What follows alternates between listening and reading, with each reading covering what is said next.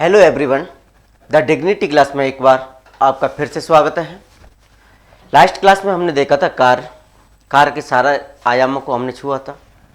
Car से generally छोटे questions आपसे पूछे जाते हैं छोटे एग्जामों में। आज हमारा टॉपिक है ऊर्जा, इंग्लिश में बोलते हैं एनर्जी।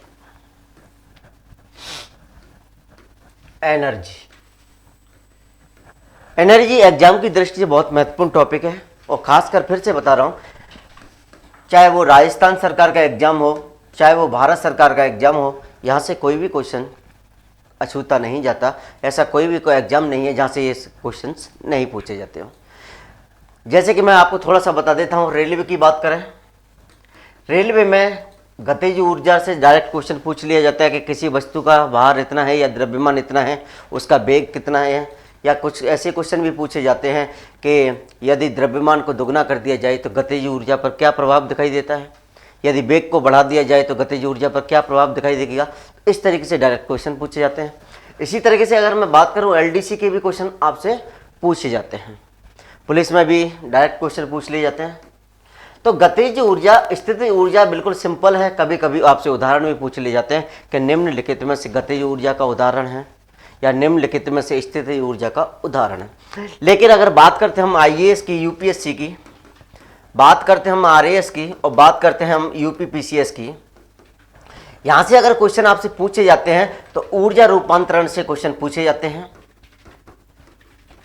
कोई नहीं पूछेगा आपसे कि विद्युत सेल किस ऊर्जा को किस ऊर्जा में कन्वर्ट करता है। तो एग्जाम में अगर आईएएस आरएएस का अगर कोई एग्जाम होता है तो वो 4 उपकरण देता है या युक्ति देता है और इधर से ऊर्जा का रूपांतरण देता है। वो आपसे सम्मिलित करवाते हैं, चारों के चारों वो सम्मिलित करवाते हैं। आजकल ये ट्रेंड फॉलो चल रहा है। तो इस तरीके से उपकरण देगा या युक्ति देगा, 4 कौन सी ऊर्जा का रूपांतरण किस ऊर्जा में होता है।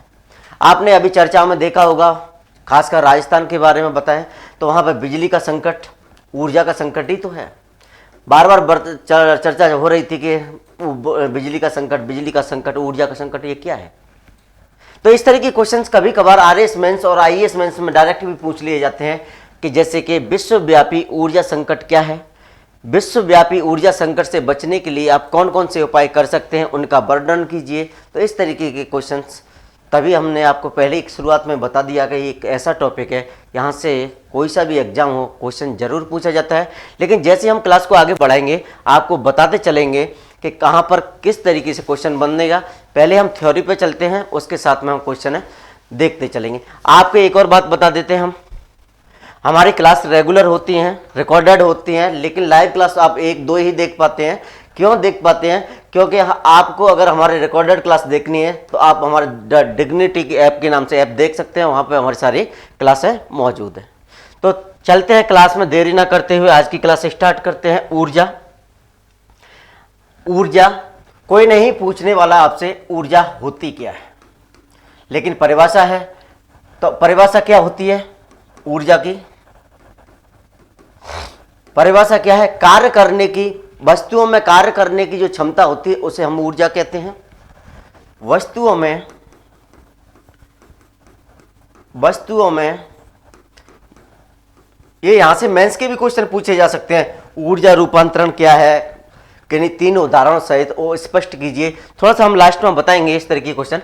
तो वस्तुओं में कार्य करने की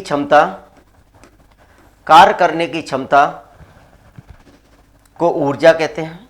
सभी को पता है, वस्तुओं में कार्य करने की क्षमता को ऊर्जा कहते हैं, एनर्जी कहते हैं। जनरली परिभाषा आपसे कहीं भी नहीं पूछी जाती।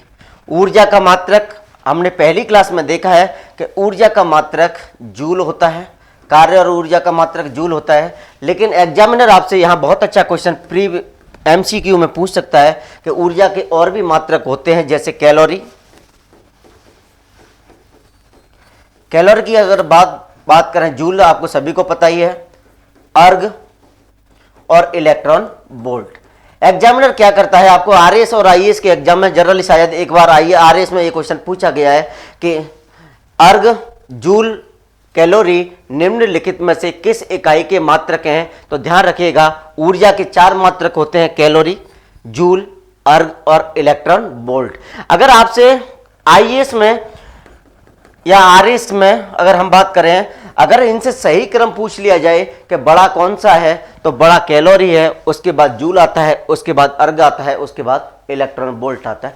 क्या पता एग्जामिनर को अभी जैसे ज्योग्राफी की आप बात करते हो, अरावली पर्वत जो चोटियां पढ़ते हो, वहां की उसकी लंबाई ऊंचाई इसकी याद रखनी होती है, क्योंकि वो कभी कभार आरोही अवरोही क्रम में पूछ लेते हैं। तो क्या पता फिजिक्स का एग्जामिनर हो, उसका भी माइंड थोड़ा सा सरक गया हो कि नहीं मुझे भी इसकी इकाई पूछनी है। तो पहले कैलोरी आएगी, उसके बाद जूल, उसके बाद अर्ग और उसके बाद इलेक्ट्रॉन वोल्ट। अगर एक कैलोरी की बात करें तो मान जरूरी याद नहीं रखे जाते। एक कैलोरी बराबर होता है 4.184 जूल होता है, अर्ग 10⁻⁻7 जूल होता है, और इलेक्ट्रॉन वोल्ट होता है 1.6 × 10⁻⁻⁻19 जूल। लेकिन बिल्कुल याद नहीं रखना है, बस याद जो रखना है कैलोरी, जूल, अर्ग और इलेक्ट्रॉन वोल्ट। पहला क्वेश्चन तो आपको यहां से मिलता है कि कैलोरी, जूल, अर्ग, इलेक्ट्रॉन वोल्ट। आपसे चारों में से कोई भी इकाई दे देगा, 2 या 3, कि निम्नलिखित में से यह किस इकाई का या किस इकाई के मात्रक के हैं। तो पहला क्वेश्चन तो आपको यहां से मिला है आज। पहला क्वेश्चन हो गया हमारा क्लियर। अब चलते हैं नेक्स्ट। ऊर्जा को हम 2 भागों में देखते हैं। ऊर्जा को हम 2 भागों में देखते हैं। एक होती है हमारी गतिज ऊर्जा, एक होती है हमारी गतिज ऊर्जा। इंग्लिश में बोलते हैं इसको काइनेटिक एनर्जी। इंग्लिश में इसको बोलते हैं हम काइनेटिक एनर्जी, काइनेटिक एनर्जी। दूसरी हमारी होती है स्थितिज ऊर्जा, इसको बोलते हैं हम पोटेंशियल एनर्जी, स्थितिज ऊर्जा, पोटेंशियल एनर्जी।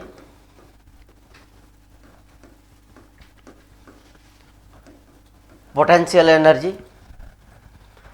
ऊर्जा को 2 भागों में देखते हैं, एक गतिज ऊर्जा काइनेटिक एनर्जी, दूसरा है पोटेंशियल स्थितिज ऊर्जा। नाम से क्लियर हो रहा है स्थितिज और गतिज। गतिज ऊर्जा किसी वस्तु में गति के कारण जो संचित ऊर्जा होती है या निहित ऊर्जा होती है वो कहलाती है गतिज ऊर्जा। इसी प्रकार स्थितिज ऊर्जा किसी विशेष स्थिति के कारण जो संचित ऊर्जा होगी वो स्थितिज ऊर्जा होगी। परिभाषा हमारे लिए ज़्यादा इम्पोर्टेंट नहीं है, लेकिन क्या इम्पोर्टेंट है, हो सकता है गतिज ऊर्जा के आपसे उदाहरण पूछ लिए जाए, उस पर भी हम चर्चा कर लेंगे। इसके बाद ऐसी स्थितिज ऊर्जा के बारे में भी उदाहरण, तो 1 बाय 1 हम देख लेते हैं। 1 बाय 1 हम देख लेते हैं। पहली क्लास में हम गतिज ऊर्जा, स्थितिज ऊर्जा को अच्छे से कन्वर्ट करेंगे। उसके बाद में कुछ सिंपल क्वेश्चन देखेंगे जो कि गतिज ऊर्जा से, स्थितिज ऊर्जा से पूछे जाते हैं। उसके बाद में हमारी जो दूसरी क्लास होगी वहाँ देखेंगे हम ऊर्जा का संरक्षण नियम, और उसके बाद में जो सबसे इम्पोर्टेंट टॉपिक है ऊर्जा के लिए जो युक्तियाँ कन्वर्टर होती हैं ऊर्जा रूपांतरण के लिए, वहाँ से क्वेश्चन 100% पूछा जाता है, तो उनको हम नोट डाउन कराएंगे। तो पहली क्लास में ऊर्जा, गतिज ऊर्जा, स्थितिज ऊर्जा को खत्म करेंगे। तो 1 बाय 1 देख लेते हैं। पहले में हम देखते हैं गतिज ऊर्जा। पहली हमारी गतिज ऊर्जा,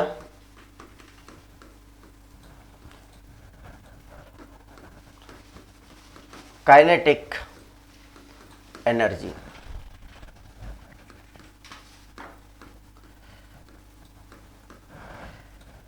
काइनेटिक एनर्जी, पहली परिभाषा नाम से क्लियर हो रहा है कि वस्तुओं में गति के कारण जो उत्पन्न ऊर्जा होती है, या हम कह सकते हैं कि वस्तुओं की जो गति के कारण जो कार्य करने की क्षमता होती है वो क्या कहलाती है, गतिज ऊर्जा।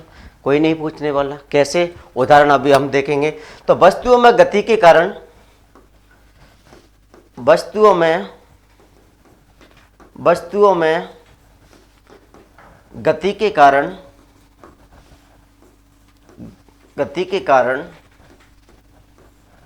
वस्तुओं में गति के कारण कार्य करने की क्षमता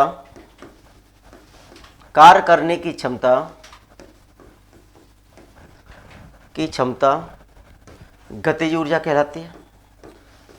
क्षमता होती है जिसे गतिज ऊर्जा कहते हैं। या हम ऐसे भी कह सकते हैं कि वस्तुओं में जो गति के कारण उत्पन्न ऊर्जा होती है उसे गतिज ऊर्जा कहते हैं, जिसे गतिज ऊर्जा कहते हैं। कोई नहीं पूछेगा आपसे गतिज ऊर्जा क्या है, गतिज ऊर्जा कहते हैं। वस्तुओं में गति के कारण कार्य करने की क्षमता होती है जिसे गतिज ऊर्जा कहते हैं। एक छोटी सी हम बात बता देते हैं कि कार्य करने की क्षमता, प्रकृति में कार्य करने की क्षमता केवल सजीवों के लिए नहीं, कोई प्रकृति में निर्जीव भी ऐसे होते हैं जो कार्य करने की क्षमता रखते हैं। जैसे कि आपने देखा होगा कभी कभार नदियों द्वारा जब नदियाँ बहती हैं तो बहुत सारे सामान को लेके आती हैं, बहुत सारे अपने साथ में बहुत सारी चीज़ें बहा के लेके आती हैं। कभी कभार आपने देखा होगा हवाओं के द्वारा पवन चक्की जो चलाई जाती है, क्या है ये निर्जीव ही तो है। तो ये सब क्या है, गतिज ऊर्जा की तो उदाहरण है, कार्य ही तो कर रहे हैं। तो ऐसे क्वेश्चन यहाँ से परिभाषा तो नहीं पूछी जाएगी, लेकिन आपसे उदाहरण पूछे जा सकते हैं कि निम्नलिखित में से गतिज ऊर्जा का कौन सा उदाहरण है। तो थोड़ा सा हम बता देते हैं। बहता हुआ पानी, बहता हुआ पानी गतिज ऊर्जा का उदाहरण है।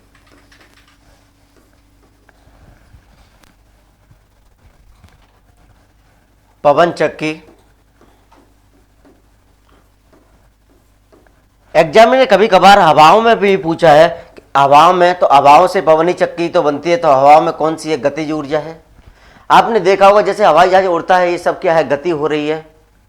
पेड़ से फल गिर रहा है तो वो क्या है, ये भी गतिज ऊर्जा की क्या है, उदाहरण है।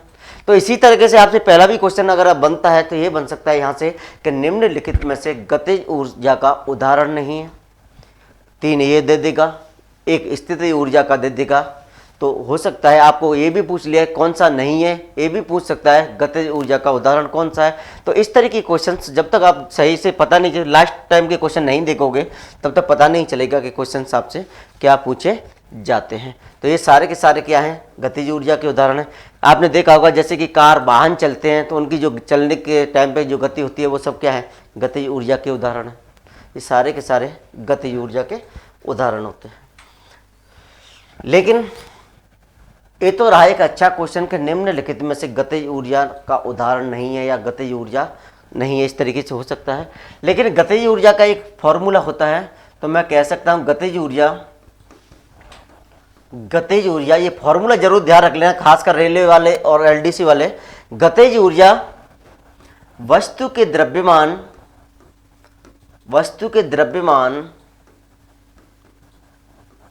m, द्रव्यमान m होता है, सभी को पता है। गतिज ऊर्जा वस्तु के द्रव्यमान m तथा वेग v के वर्ग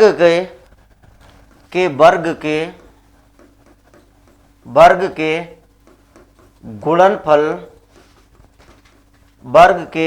गुणनफल के आधे के बराबर है, के आधे के बराबर है। इसका तात्पर्य यह है कि जो गतिज ऊर्जा है, काइनेटिक एनर्जी है Ke 1/2 mv²। m द्रव्यमान है, v वेग वर्ग हो गया, इनका गुणनफल हो गया, इसके आधे के बराबर है। बिल्कुल ध्यान रखना, इसको जरूर ध्यान रख लेना कि काइनेटिक एनर्जी का जो सूत्र होता है 1/2 mv² होता है। अब यहां से रेलवे वालों के लिए, पुलिस वालों के लिए क्या पूछा जाता है, देखिएगा इस फॉर्मूले से क्वेश्चन क्या पूछा जाता है वो भी बता देते हैं।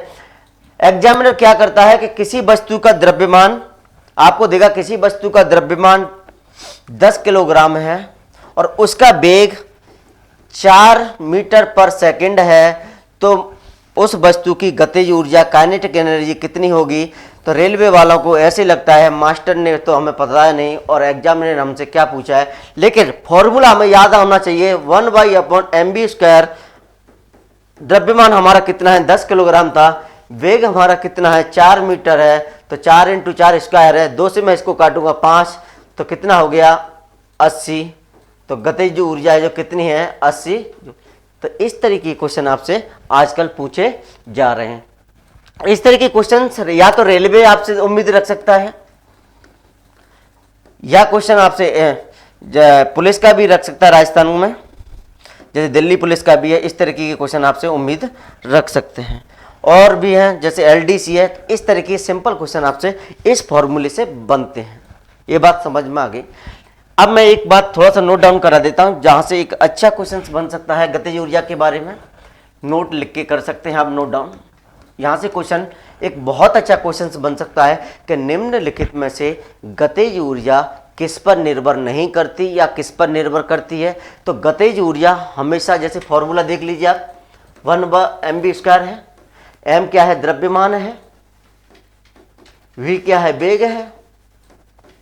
तो ये ट्रेंड चल रहा है। अभी क्वेश्चन हम लेके आएंगे जब टॉपिक खत्म हो जाएगा। तो ये भी वेग है, आपसे पूछा जाएगा कि निम्नलिखित में से गतिज ऊर्जा किस पर निर्भर नहीं करती, तो द्रव्यमान दे देगा, वेग दे देगा, लेकिन हम यही बताना चाह रहे हैं कि गतिज ऊर्जा वेग पर निर्भर करती है, द्रव्यमान पर निर्भर करती है, लेकिन वेग की दिशा पर निर्भर नहीं करती, वेग की दिशा पर निर्भर नहीं करती। इसी तरह के कन्फ्यूज एग्जामिनर आपको करते रहते हैं। तो इस तरीके की चीज़ों को आप नोट कर सकते हैं। और ज़्यादा से ज़्यादा हमारी क्लास देखने के लिए आप डिग्निटी ऐप के देख सकते हैं, वहाँ पे हमारी सारी क्लासेस रिकॉर्डेड पड़ी हुई हैं। तो नोट, गतिज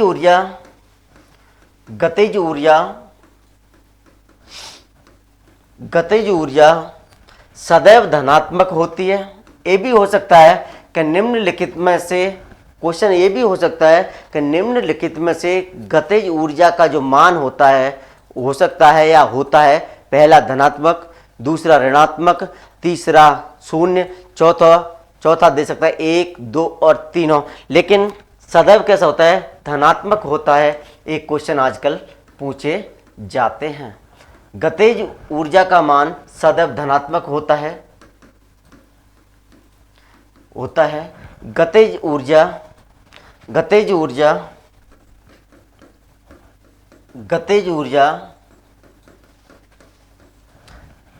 ऊर्जा वस्तु के द्रव्यमान m तथा वेग, वस्तु का वेग v पर निर्भर करती है।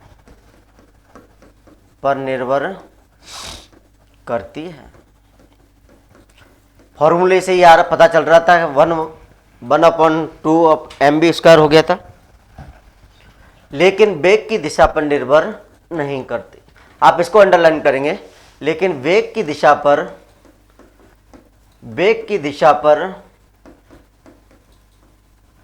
निर्भर नहीं करती।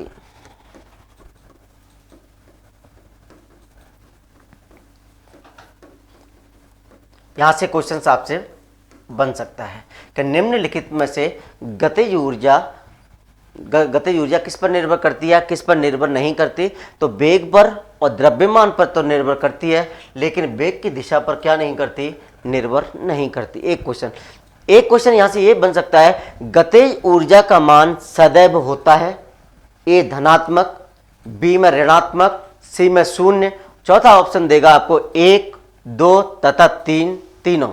तो इस तरीके के क्वेश्चन के लिए आपके सारे कॉन्सेप्ट देखने हैं और इनको आप अच्छे से अंडरलाइन कर सकते हैं कि एग्जामिनर हमसे क्या क्या पूछ सकते हैं। ये बात क्लियर। थोड़ा सा एक और बता देता हूं, यहाँ रेलवे का और एसएससी का एक क्वेश्चन और बता देते हैं हम आपको। रेलवे और एसएससी में एक क्वेश्चन यहाँ से बड़ा ट्रेंडिंग है और मुझे लगता है एलडीसी में, क्योंकि एलडीसी में 50 क्वेश्चन साइंस के आते हैं, तो वो यहाँ से भी इसी तरह के क्वेश्चन बन जाते हैं। एक तो होता है रटना और एक होता है समझना। अगर आपसे बोल दिया जाए कि किसी वस्तु का द्रव्यमान को अगर हम दुगना कर देते हैं तो उसकी गतिज ऊर्जा दुगनी हो जाती है, या ऐसे बोल दे आपसे कि यदि किसी वस्तु का वेग में दुगना कर दिया जाए तो उसकी गतिज ऊर्जा कितनी होगी। तो इसको एक फॉर्मूले से भी कर सकते हैं और कुछ लोग रटते भी हैं, कुछ लोग रटना चाहते हैं। वो तो याद ध्यान रखें कि जब आप द्रव्यमान को दुगना करोगे, द्रव्यमान को अगर आप दुगना करते हैं तो हमेशा ही गतिज ऊर्जा दुगनी हो जाती है। अगर आप वेग को दुगना करते हो तो गतिज ऊर्जा 4 गुनी हो जाती है। लेकिन आती कैसे है, आप रटने से ज़्यादा थोड़ा सा इसको समझने पर ध्यान देंगे तो ये समझ में आ जाएगा। मैं बताता हूं कि यदि अगर मैं द्रव्यमान को दुगना कर दूं तो क्या फर्क पड़ेगा गतिज ऊर्जा पे, तो थोड़ा समझिएगा। गतिज ऊर्जा का सूत्र होता है 1/mv² होता है या नहीं होता, ke बराबर mv² होता है। इसको मैं ऐसे भी लिख सकता हूं, ke बराबर mv²/2। ये होता है हमारे गतिज ऊर्जा का फॉर्मूला। ये समझ में आ रहा है। यहां से डायरेक्ट क्वेश्चन पूछा जाता है कि यदि किसी वस्तु के द्रव्यमान को दुगना कर दिया जाए तो उसकी गतिज ऊर्जा कितनी होगी। ऑप्शन होते हैं, उसके कुछ क्वेश्चन से हम बताएंगे। अभी लास्ट में जब ये टॉपिक खत्म होगा तब उन क्वेश्चनों को हल करेंगे। तो द्रव्यमान को दुगना किया जाता है तो इसके गतिज ऊर्जा पर क्या फर्क पड़ गया, इसी प्रकार कभी कभार वो ये भी पूछ लेते हैं कि उसका वेग को दुगना कर दिया जाए तो गतिज ऊर्जा पर क्या प्रभाव पड़ता है। तो मैं बता रहा हूं कि अगर द्रव्यमान को दुगना कर दिया जाए, मतलब मैं कह सकता हूं m का मान अगर 2m कर दिया जाए तो हमारी जो गतिज ऊर्जा आएगी वो क्या आएगी। m का मान 2m कर रहा हूं, मैं इसमें रख रहा हूं, तो जो परिवर्तित ऊर्जा है हमारी, परिवर्तित ऊर्जा तो कितनी आएगी, mv² की जगह मैं 2m रखूंगा, v² रखूंगा और 2 रखूंगा। ये बात समझ में आ गई। मैंने m की जगह कितना रखा है, 2m रखा है, क्योंकि मैंने द्रव्यमान को क्या किया है, दुगना किया है। और ये mv²2 की जगह, इस mv²2 की जगह अगर आपको दिख रहा होगा, ये mv²2 का मान कितना है, पहले समीकरण से आप देख सकते हैं इसका मान 1 है। तो मैं रख सकता हूं कि जो परिवर्तित हमारी ऊर्जा है कितनी हो गई, 2k हो गई, मतलब गतिज ऊर्जा की दुगनी हो गई। समझ में आ रहा है? दोबारा से समझाने की कोशिश करूंगा, दोबारा से समझिए इस बात को, फिर से बता रहा हूं। गतिज ऊर्जा का जो फॉर्मूला होता है क्या होता है, mv²/2 होता है। अगर दुगना कर m, द्रव्यमान दुगना करना है, m का मान 2m करना है, तो फिर क्या होगा, m का मान दुगना करना है तो रखो इसको इसमें, तो परिवर्तित जो ऊर्जा आएगी हमारी, तो m बराबर 2mv² हो जाएगा। हुआ कि नहीं हुआ, ये बात समझ में आ रही है या नहीं आ रही है आप लोगों के, आ गई। मैंने द्रव्यमान को दुगना कर दिया। अब मैं द्रव्यमान को दुगना कर दिया तो इस mv² का मान कितना है, इस mv² का मान k गतिज ऊर्जा के बराबर है कि नहीं है। एक समीकरण से देखिएगा, इस mv² किसके बराबर है, k के बराबर। मैं यहां रख सकता हूं परिवर्तित जो ऊर्जा होगी हमारी कितनी हो जाएगी, 2k के बराबर, क्योंकि mv² बराबर क्या था, ke था, ke था। तो कितना हो गया कि परिवर्तित जो ऊर्जा होगी वो दुगनी हो जाएगी, किसकी, गतिज ऊर्जा की। तो ये बात ध्यान रख लेना, जिनको ऐसा लगता है हमें समझने की जरूरत नहीं है वो रट लेना कि यदि किसी वस्तु के, यदि वस्तु के द्रव्यमान को दोगुना कर दिया जाए, दोगुना कर दिया जाए तो गतिज ऊर्जा दोगुनी हो जाती है, तो गतिज ऊर्जा दोगुनी हो जाती है, ऊर्जा दोगुनी हो जाती है। अगर द्रव्यमान दुगना हो रहा है तो क्या होगा, गतिज ऊर्जा दुगनी होगी। ये हमने देख लिया था, गतिज ऊर्जा बराबर mv²/2 होता है। m का मान दुगना करूंगा, 2m करूंगा, तो आप देख सकते हैं ये हो गया। इस mv²2 की जगह क्या था, गतिज ऊर्जा ke था, मैंने यहाँ मान ke रख दिया 2, तो जो परिवर्तित ऊर्जा आती है वो उसके दुगनी आती है। तो ये इस तरीके से आप देख सकते हैं, इस तरीके से आप देख सकते हैं। इसी तरह से फॉर्मूले आते हैं। गतिज ऊर्जा का फॉर्मूला आप जरूर ध्यान रख लेना कि गतिज ऊर्जा का फॉर्मूला खासकर 1/mv², ये जरूर याद रख लेना। कभी कभार क्वेश्चन आपसे डायरेक्ट पूछा जाता है कि किसी वस्तु का द्रव्यमान इतना है, वेग इतना है, तो गतिज ऊर्जा कितनी होगी। इस तरह की क्वेश्चन छोटे एग्जामों में पूछे जाते हैं। ये बात हुई कि द्रव्यमान को दुगना कर दिया जाए। अब अगर आपसे पूछ लिया जाए कि वेग को दुगना कर दिया जाए तो क्या होगा, वेग को दोगुना कर दिया जाए तो क्या होगा, तो ये भी देख लीजिएगा। पहले तो क्या था, द्रव्यमान को दोगुना करने पर उसकी गतिज ऊर्जा कितनी आ रही थी, दुगनी आ रही थी। अब इसका अगर वेग को किया जाएगा तो सेम वही था। गतिज ऊर्जा का हमारा सूत्र क्या था, mv²/2 था। मुझे v का मान दुगना करना है, वेग मुझे दुगना करना है, तो करिए वेग दुगना। तो जो हमारी परिवर्तित ऊर्जा क्या थी, इसको मैं यहां रखूंगा m2v का स्क्वायर हो जाएगा। 2v का मैं स्क्वायर करूंगा तो 4 कितना हो जाएगा, 4mv² हो गया, 4mv² हो गया, 4mv²/2 हो गया। अब देखिएगा, फिर से हम यही बात कह रहे हैं दोबारा से, देखिएगा इस mv²2 का मान कितना है, ke के बराबर है, ke के बराबर है कि नहीं। तो मैं कह सकता हूं कितना हो जाएगा, ke हो जाएगा। मैं कह सकता हूं कि यदि वेग को आप दुगना करते हो तो गतिज ऊर्जा 4 गुनी हो जाती है। यदि वस्तु के वेग को दुगना कर दिया जाए, वेग को 2 गुना कर दिया जाए, 2 गुना कर दिया जाए तो उसकी गतिज ऊर्जा 4 गुनी हो जाती है।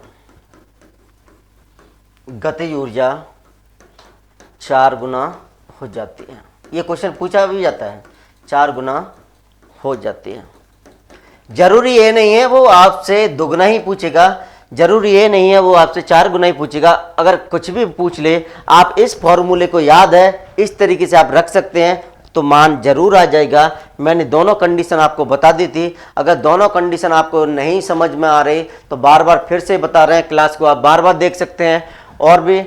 और दूसरी बात, अगर आपको रटना है तो इतना जरूर ध्यान रख लेना कि अगर द्रव्यमान को दुगना कर रहा है तो गतिज ऊर्जा हमेशा दुगनी होगी, अगर वेग को दुगना कर रहा है तो गतिज ऊर्जा 4 गुनी होती है। गतिज ऊर्जा से जनरली क्वेश्चंस गतिज ऊर्जा से ही पूछे जाते हैं। सारे के सारे आयाम मैंने आपको गतिज ऊर्जा के बता दिए, परिभाषा आपसे नहीं पूछी जाएगी। पहला क्वेश्चन ऊर्जा के मात्रक से बन सकता है। जनरली क्वेश्चन अगर बनता है तो फॉर्मूले से बनता है। मैंने सारे के सारे आयाम आपको करा दिए हैं। अब चलते हैं हम स्थितिज ऊर्जा। स्थितिज ऊर्जा से बहुत कम क्वेश्चन पूछे जाते हैं और खासकर पूछा भी जाता है तो वो पूछा जाता है आपसे उदाहरण स्थितिज ऊर्जा। दूसरी हमारी स्थितिज ऊर्जा, गतिज ऊर्जा से ही क्वेश्चन जनरली पूछे जाते हैं और गतिज ऊर्जा को मैंने बहुत अच्छे से आपको करा दिया है। दूसरा है हमारा स्थितिज ऊर्जा, इंग्लिश में बोलते हैं इसको पोटेंशियल एनर्जी। पोटेंशियल एनर्जी जैसे गतिज ऊर्जा के नाम से हो रहा था कि वस्तुओं में गति के कारण जो कार्य करने की क्षमता होती है, या वस्तु में जो गति के कारण जो ऊर्जा उत्पन्न होती है, गतिज ऊर्जा। अब यहाँ क्या है, स्थितिज ऊर्जा में क्या आएगा भाई? स्थितिज ऊर्जा में आएगा कि वस्तुओं की जो विशेष स्थिति होती है उसमें जो संचित ऊर्जा होती है स्थितिज ऊर्जा होती है। देखिएगा, वस्तुओं में विशेष स्थिति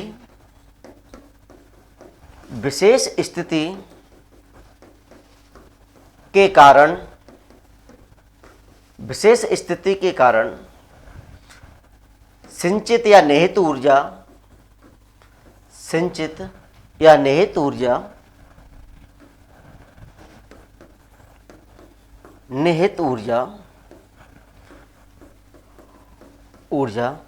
स्थितिज ऊर्जा पोटेंशियल एनर्जी कहलाती है। परिभाषा आपसे कोई नहीं पूछता है, ऊर्जा कहलाती है।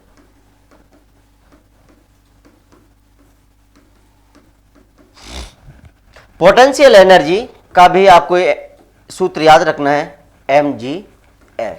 m क्या है? द्रव्यमान है। g क्या है? गुरुत्वीय त्वरण है। h क्या है? ऊंचाई है। तो जैसे गतिज ऊर्जा का जो फॉर्मूला बना था mv²/2, इसी प्रकार स्थितिज ऊर्जा का mgh है। कौन सा है? mgh। स्थितिज ऊर्जा के उदाहरण थोड़ा सा हम देख लेते हैं, कभी कभार पूछ लिए जाते हैं। स्थितिज ऊर्जा के उदाहरण अगर आपसे पूछे जाए हैं तो पहली बात तो यह है कि विशेष स्थिति के कारण, कभी आपने देखा होगा जो घड़ी की चाबी होती है, घड़ी की चाबी और स्प्रिंग में संचित जो ऊर्जा होती है वो स्थितिज ऊर्जा होती है। तो आप स्प्रिंग भी ले सकते हैं या घड़ी की चाबी।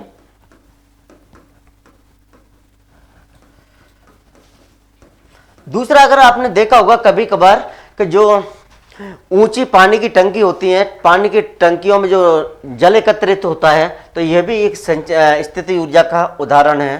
तो पानी की टंकी में जल का इकट्ठा होना, पानी की टंकी में जल का एकत्रित होना या इकट्ठा होना, जल का एकत्रित होना।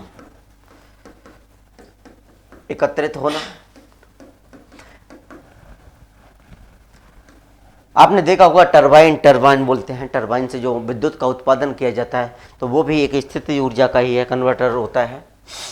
एक हम बात करते हैं इसी में, अगर आपने देखा होगा गुलेल देखी होगी, गुलेल और जो धनुष के जो तीर होते हैं उनको खींचा जब जाता है गुलेल को, वो स्थितिज ऊर्जा का उदाहरण है।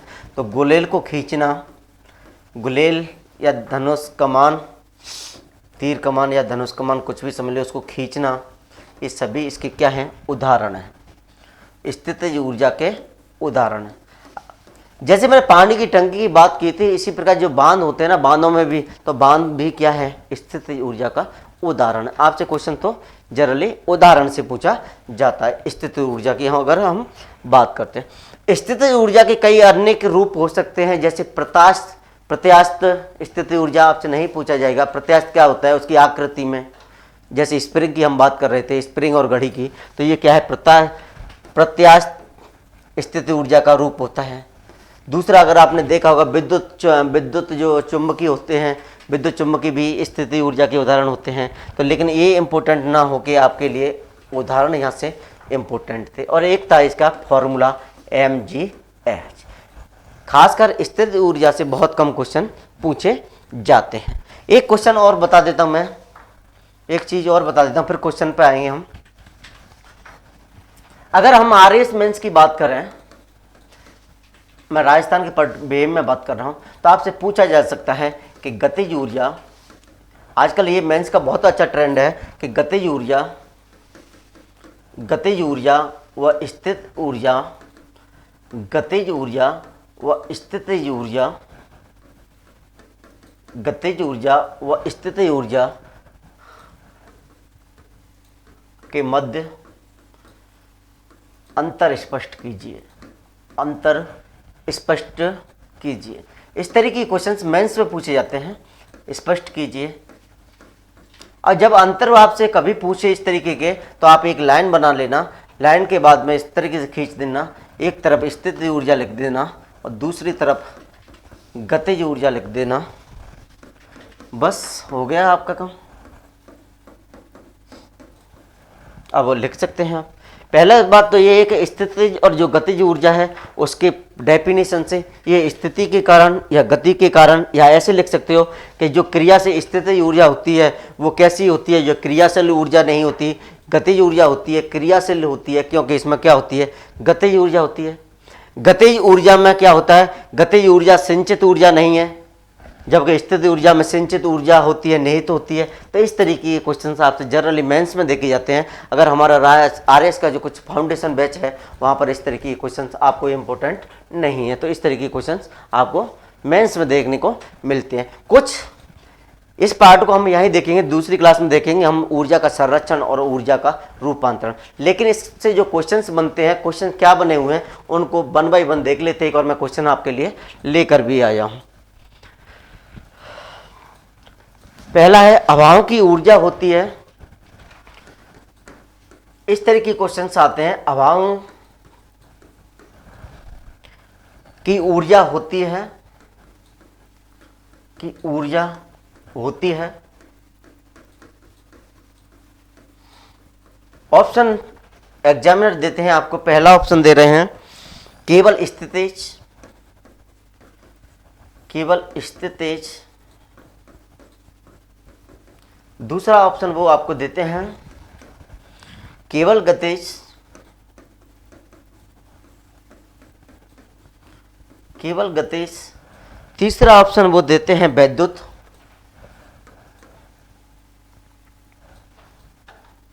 वैद्युत। और जो चौथा ऑप्शन आपको देंगे वो देंगे स्थितिज व गतिज दोनों, स्थितिज,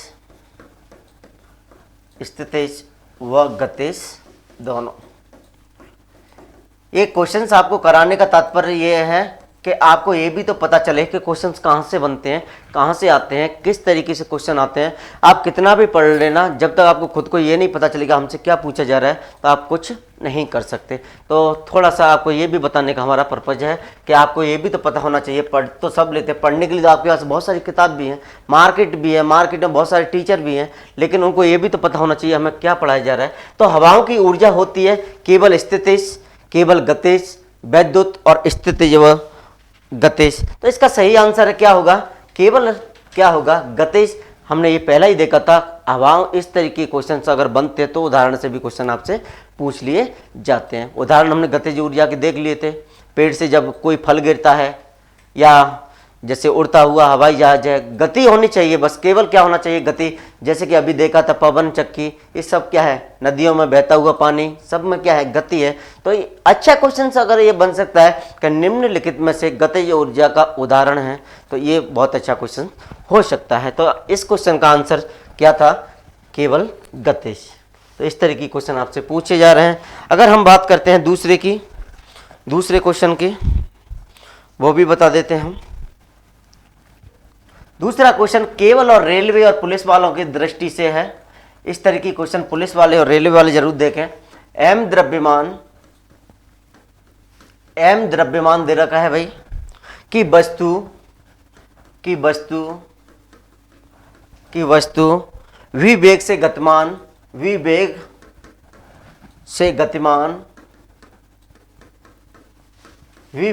गतिमान हो तो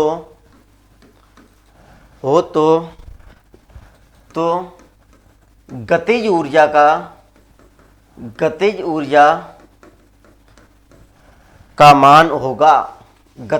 का मान होगा।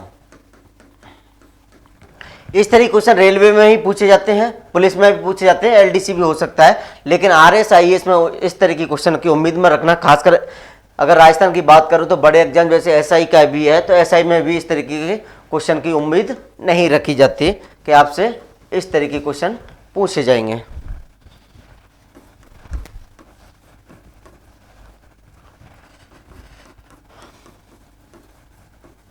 अब हमें तो ऐसे लग रहा होगा पता नहीं क्या है, एग्जामिनर ने दिया है कि एम द्रव्यमान की वस्तु वे वेग से गतिमान हो तो उसकी गतिज ऊर्जा। हमने पहले ही कहा था गतिज ऊर्जा का क्या कर लेना, आप फॉर्मूला याद रख लेना, क्या 1/2 mv²। m यहाँ पर द्रव्यमान है, v यहाँ पर वेग है। ऑप्शन देखिएगा सीधा। और नहीं पढ़ा होगा उनको तो लगा होगा पता नहीं क्या वेग होता है, क्या द्रव्यमान होता है, लेकिन इसका जो फॉर्मूला था यही था। और ये हमने ये भी बताया था आपको कि द्रव्यमान और वेग पर तो निर्भर करता है, लेकिन वेग की दिशा पर निर्भर नहीं करता। और मैं यही बता रहा हूँ, एग्जामिनर किसी न किसी एग्जाम में इस तरह की क्वेश्चन फिर से पूछेगा, तो आप बिल्कुल भी कन्फ्यूज ना होना चाहिए कि क्या पढ़ाया गया था। और भी कुछ क्वेश्चन हैं, और भी बता देते हैं हम आपको। इसी प्रकार जैसे हमने अभी रेलवे की बात की थी, फिर भी यहां से रेलवे का एक और क्वेश्चन हम बता देते हैं आपको कि एम द्रव्यमान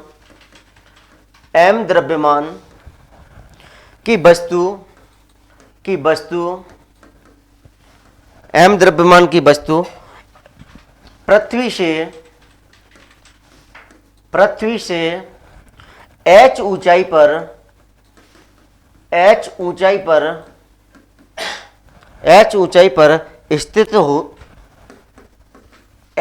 पर स्थित हो तो उसकी स्थितिज ऊर्जा का मान होगा। उसकी स्थितिज ऊर्जा का मान होगा।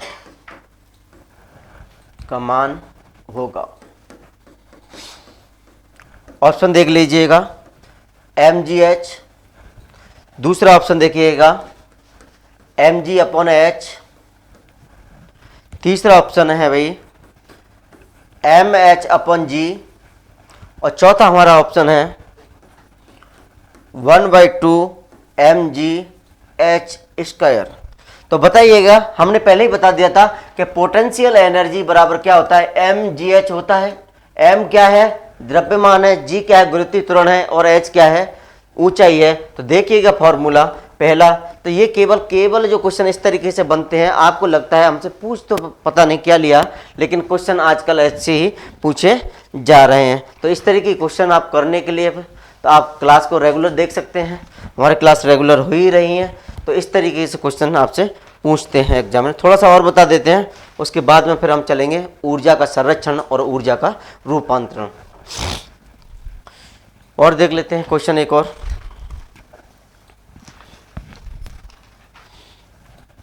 कि किसी वस्तु का द्रव्यमान,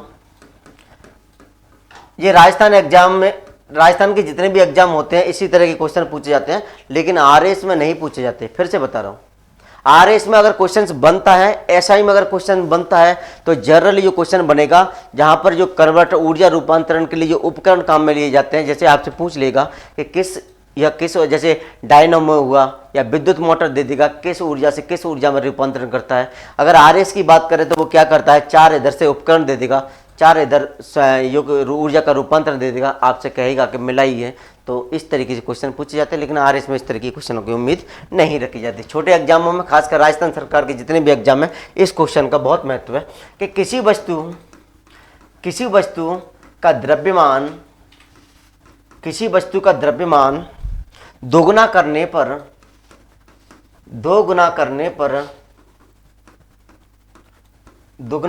पर वस्तु की गतिज ऊर्जा हो जाएगी। वस्तु की गतिज ऊर्जा हो जाएगी। वस्तु की गतिज ऊर्जा हो जाएगी। हमने अभी इसको बहुत अच्छे से देख लिया था, क्या हो जाएगी, कैसे हो जाएगी, ये भी हमने देख लिया है। और जिनको पढ़ना समझने की थोड़ी सी समस्या है, उनको ये भी बता दिया है कि आप ज़रूर रट लेना। तो इस क्वेश्चन को करने में मुझे तो नहीं लगता आप लोगों को परेशानी आई होगी, क्योंकि जिन लोगों ने समझ लिया है उनके लिए तो वो 2 गुना करवा ले, चाहे आधा करवा ले, चाहे 8 गुना करवा ले, उनके लिए समस्या है नहीं। और जिन्होंने रट रखा है उनके लिए क्या पता, उनको ऐसे ही लगा कि आधा किया है कि ज़्यादा किया है, वो क्वेश्चन गलत कर सकते हैं। तो क्या है कि जब वस्तु का द्रव्यमान दुगना करने पर उसकी गतिज ऊर्जा हो जाएगी। अगर आपको याद है, रट रहा है, तो पहले ही बताया था कि जब द्रव्यमान दुगना है तो उसका गतिज ऊर्जा दुगनी हो जाती है, लेकिन वेग अगर दुगना करते हो तो उसकी गतिज ऊर्जा 4 गुनी हो जाती है। ये हमने आपको बताया था। कैसे बताया था, थोड़ा सा फिर से मैं बताने की कोशिश करूँगा आपको, क्योंकि मेरा मानना यह है कि आपका क्वेश्चन गलत नहीं होना चाहिए। जैसे कि हमने बताया था, काइनेटिक एनर्जी का जो फॉर्मूला होता है mv²/2 होता है। अगर मैं द्रव्यमान को दुगना कर देता हूं, m की जगह 2m रख देता हूं, तो मैं दुगना हो गया। तो क्या होगा, जो हमारी परिवर्तित ऊर्जा आएगी वो क्या आएगी, 2mv² आएगी, 2 आएगी। फॉर्मूला ये था, इसका दुगना कर दिया। इस मान को मैं अगर देखता हूं, अगर mv²2 का मान जो है कितना है, mv²2 किसके बराबर है, ke के बराबर है। तो जो हमारी परिवर्तित ऊर्जा होगी कितनी होगी, गतिज ऊर्जा की दुगना होगी। ये बात समझ में आ गई होगी। इसी प्रकार अगर मैं वेग की बात करता हूं आपसे, तो फिर से देख लीजिए गतिज ऊर्जा कितनी होती है, mv²/2। अगर मैं v बराबर 2v रखता हूं आप लोगों के लिए, तो v बराबर 2v का मान अगर हम रखते हैं इस वैल्यू में, तो जो परिवर्तित ऊर्जा हमारी आएगी वो कितना आएगी, m2v का मुझे स्क्वायर करना पड़ेगा, 2 रखना पड़ेगा। m का मान, m की जगह 2v का अगर मैं करता हूँ स्क्वायर, तो कितना हो गया, 4mv²/2 हो गया। इस mv²2 की जगह फिर से क्या रखा जाएगा, ke के बराबर इसको रखता हूँ मैं, ke के बराबर रखता हूँ, तो जो परिवर्तित हमारी ऊर्जा आएगी कितनी हो जाएगी, 4 गतिज ऊर्जा के। तो ये थी द्रव्य। अगर वेग को दुगना करोगे आप तो 4 गुना गतिज ऊर्जा आएगी, द्रव्यमान को दुगना करोगे तो क्या आएगी, 2 गुना गतिज ऊर्जा आएगी। ये तो था समझने का, जिनको रटना है आप रट भी सकते हैं। तो पहले क्लास से जनरली छोटे एग्जामों के क्वेश्चन तैयार होते हैं, लेकिन जो हमारी सेकंड क्लास होगी, जो ऊर्जा का संरक्षण और ऊर्जा का रूपांतरण, यहाँ से बड़े क्वेश्चन, बड़े एग्जाम के क्वेश्चन आते हैं। तो थैंक यू सो मच। मुझे आशा है, उम्मीद है आप लोगों को अच्छे से समझ आया होगा। और इसी तरह की क्लास देखने के लिए आप जुड़े रहिए हमारे द डिग्निटी क्लासेस के साथ। और हमारे ऐप पर भी बहुत सारे कोर्स चल रहे हैं, तो वहाँ भी आप हमारे कोर्स परचेस कर सकते हैं। तो थैंक यू सो मच, मिलते हैं नेक्स्ट क्लास।